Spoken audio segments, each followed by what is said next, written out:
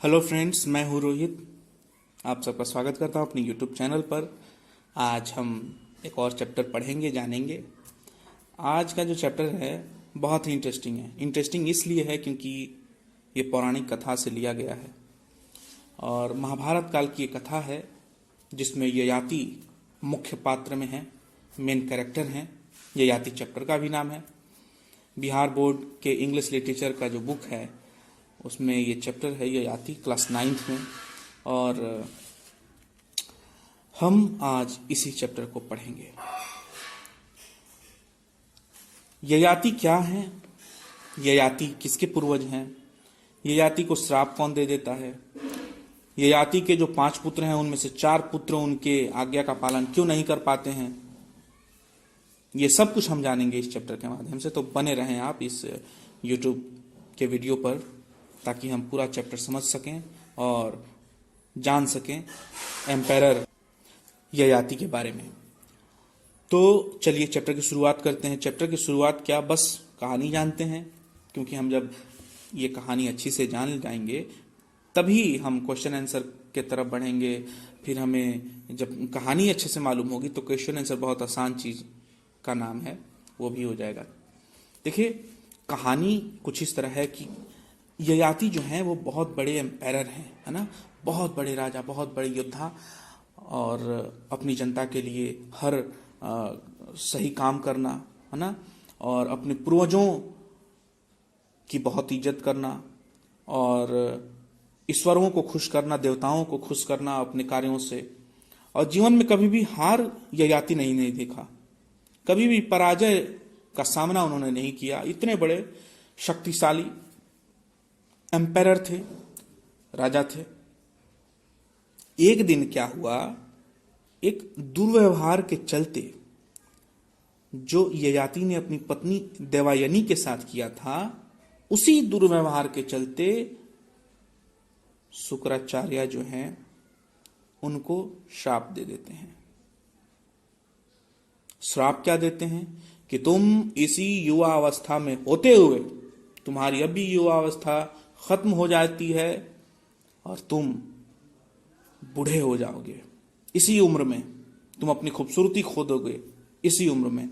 और बहुत जल्द या उसी क्षण ययाति खुद को बुढ़ा पाते हैं। सारी खूबसूरती चली गई, बूढ़ा हो गए, बुढ़ापा आ गया उनमें।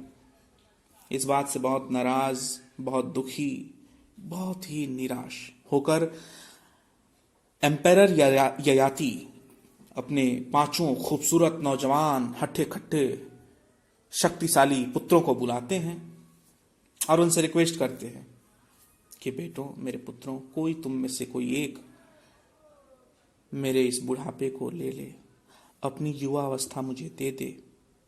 मैं जीवन के सारे भोग जब ले लूंगा, कर लूंगा, तब मैं पुनः अपनी ये जो युवा अवस्था तुमने मुझे दी है वो तुम्हें लौटा दूंगा और वृद्धावस्था मैं फिर से ले लूंगा।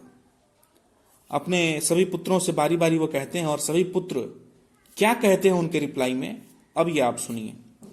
जो बड़ा बेटा होता है, बड़ा पुत्र जो होता है, जो बड़ा युवराज होता है, वो कहता है, जब इनके पिता यानी कि ययाति कहते हैं कि हे पुत्र, एक काम करो, मेरा यह बुढ़ापा ले लो। तुम्हारे दादाजी के श्राप से मुझे ये बुढ़ापा मिल गया इसी युवा अवस्था में भी, तो तुम ले लो और जीवन के सारे रास मैं जब देख लूंगा और भोग कर लूंगा, तब पुनः मैं ये वृद्धावस्था ले लूंगा। तुम युवराज बने रहना। बड़ा पुत्र जो होता है वो कहता है कि हे महान राजा, औरतें और नौकर मुझ पर हंसेंगे, मेरा मजाक बनाएंगे, है ना, मैं आपका ये बुढ़ापा नहीं ले सकता। दूसरे बेटे के पास जाते हैं और कहते हैं कि हे पुत्र, है ना, हे बेटे, तुम ये मेरा बुढ़ापा ले लो, अपनी युवावस्था मुझे दे दो। वो भी इनकार करते हुए कहता है कि पिताजी, आप मेरी सारी शक्ति खत्म कर देना चाहते हैं, अपनी बुढ़ापा मुझे देना चाहते हैं, मेरा सारा शक्ति और बल खत्म हो जाएगा और मेरी खूबसूरती खत्म हो जाएगी, ज्ञान भी खत्म हो जाएगा।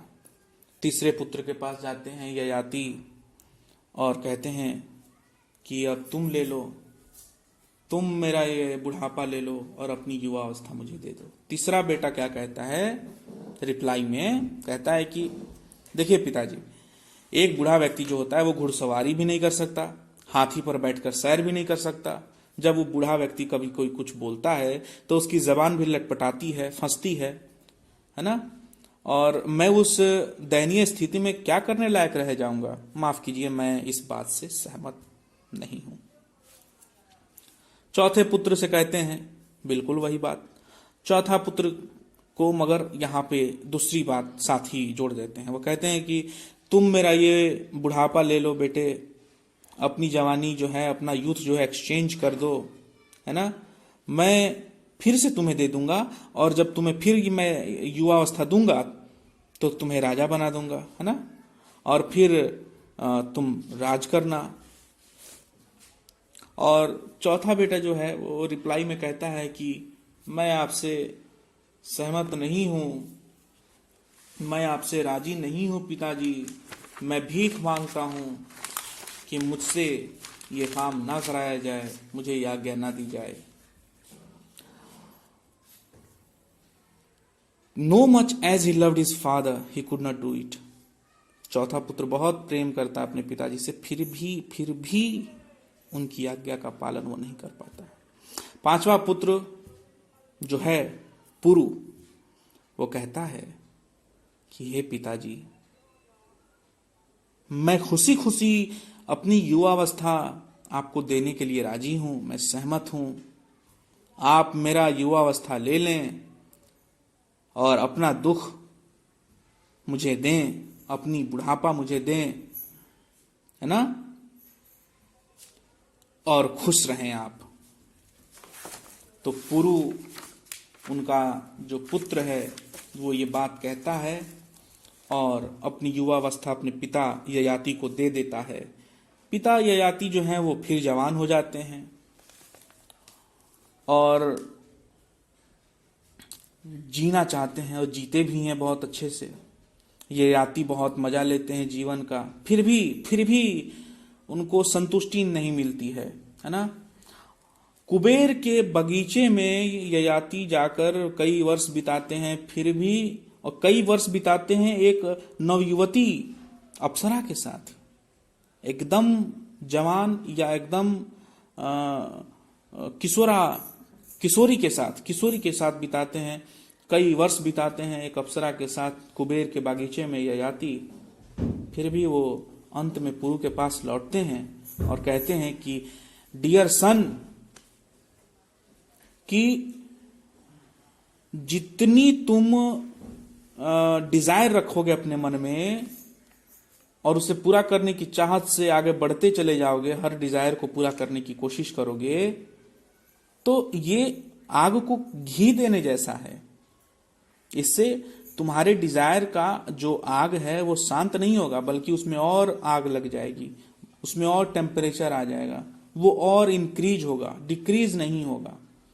तो इसीलिए मेरे प्रिय पुत्र पुरु, मैंने ये रियलाइज किया कि किसी वस्तु, किसी चीज, किसी खाने वाली वस्तु में, कुछ पहनने वाले सोने में, है ना, जानवरों में, स्त्रियों में कहीं भी खुशी नहीं है, कहीं भी संतुष्टि नहीं है। संतुष्टि जो है वो हम कब पाते हैं? जब लाइक और डिसलाइक जैसे शब्दावलियों से जब ऊपर उठ जाते हैं, लाइक और डिसलाइक दोनों हमारे लिए एक होता है, या इन दोनों से ऊपर उठकर हम कुछ अलग करते हैं और लाइफ को सेटिस्फिकेशन के साथ जीते हैं, उसमें है सबसे बड़ी खुशी। और वही अवस्था, जो व्यक्ति लाइक और डिसलाइक के ऊपर उठ जाता है मानसिक स्थिति से, वही है एक सच्चे ब्राह्मण की स्थिति, है ना।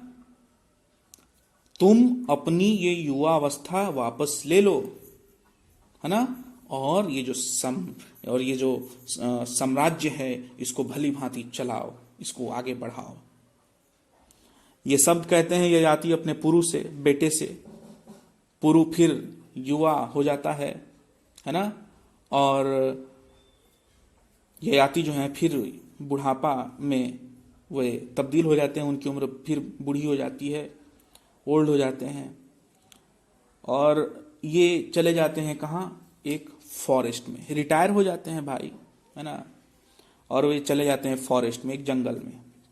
वहाँ बहुत कठोरता के साथ काफ़ी समय बिताने पर माफ कीजिएगा, ययाति को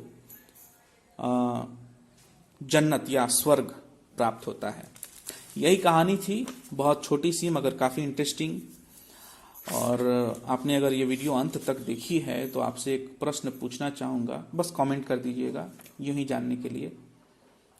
ययाति जो हैं वो किसके पूर्वज हैं? या दूसरा प्रश्न, ययाति को श्राप किसने दिया था? बहुत बहुत धन्यवाद। अगले वीडियो में फिर हम लोग मिलेंगे, तब तक के लिए वीडियो देखते रहें, मेरा मनोबल बढ़ाते रहें, मेरी त्रुटियों को भी कमेंट में लिखते रहें। बहुत बहुत धन्यवाद। You take very very good care of your self.